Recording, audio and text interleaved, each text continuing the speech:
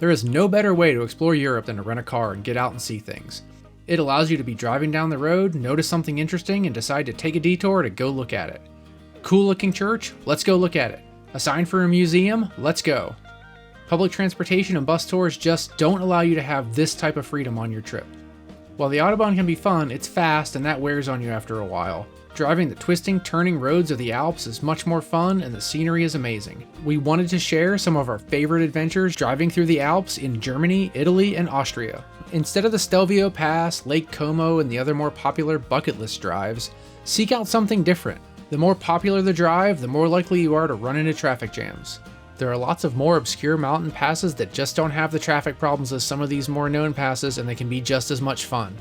But before you go, be sure to check for the weather reports. There are times of the year where many of the mountain passes are closed due to snow or require tire chains to safely navigate. Most of these passes should be open from May to October, but you better check just to make sure. Also check for events. We made the mistake of not realizing that a bicycle race was in progress once when driving around the Dolomites in Italy, and it really hampered our enjoyment of the drive. Now let's talk about our favorite drives. The Timmelsjoch High Alpine Road. Timmelsjoch is a pass that connects Austria to Italy and is the only one on the list with a toll. It's currently 19 euros for a one-way trip and 26 euros if you want to drive to the end and back. It's worth the toll. This is probably the favorite mountain pass we've ever driven. Now, it didn't hurt that on that trip, the rental company gave us a BMW M4 because they didn't have the car we had reserved. Because of its elevation, this pass tends to not be open until June and it closes in October. Just make sure you check before you go. It's around 21 miles long and it has a nice mix of driving experience. Switchbacks, long straight stretches, windy roads, cows. There's a lodge-style restaurant about halfway along the way, and it's just a very exciting way to spend a few hours. And there are plenty of pull-offs along the way that allow you to spend some time admiring the beautiful scenery. Overall, it's just a great experience. And don't forget, if you're driving into Austria from another country and you want to drive on the A roads to get there, you need to stop at a gas station once you cross into the country and buy a tourist vignette toll sticker that is good for 10 days. Just ask for one at the cash register. Up next is the drive past the Plansee Lake to Linderhof Castle. Instead of going to the beautiful but incredibly crowded and touristy Neuschwanstein Castle in Bavaria, drive to Linderhof and around the Plansee.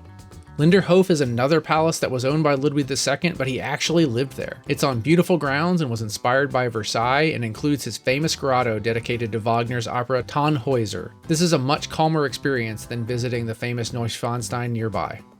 Of course, you can take a bus trip there, but it's far more fun to drive yourself. It's a nice drive from the southern Bavaria, Füssen area, and if you're coming in from Germany, even though this drive is mostly in Austria, you don't need to buy the toll sticker if you don't plan on getting on the A road. The drive itself will take you past the beautiful Plansee Lake and up through some great winding mountain roads. Stop along the way and admire the view. Enjoy the drive and have a great time visiting our favorite castle. And not too far from this area, you should take a trip and drive the Oberjoch Pass. It's a beautiful drive through the forest with over 100 bends and turns. This is a technical challenge and a whole lot of fun. We did it twice because we got behind some slower traffic. It was an amazing experience. This pass has been in use since the 17th century and the modern road was constructed in 1895. And there is a viewing platform at the top that allows you to soak in the breathtaking alpine views. And while you're here, why not go for a hike? Nearby is the Breitach Klamm, a walk along the river at the bottom of a rocky gorge.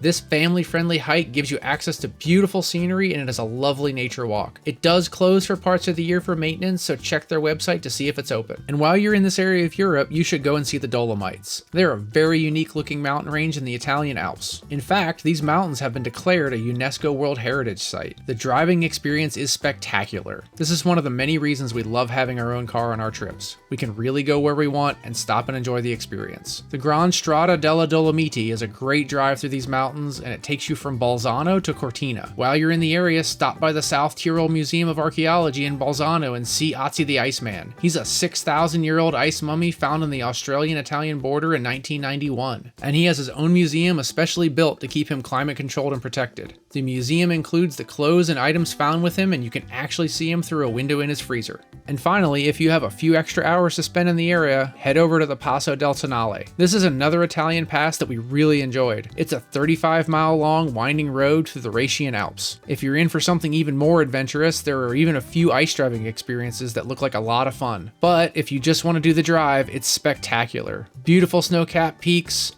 Plenty of shops, hotels, and restaurants along the way. And there are just so many more. So do some research, get a car, make a plan, and just go. There is so much to see, and there is no better way to do it than to have your own car.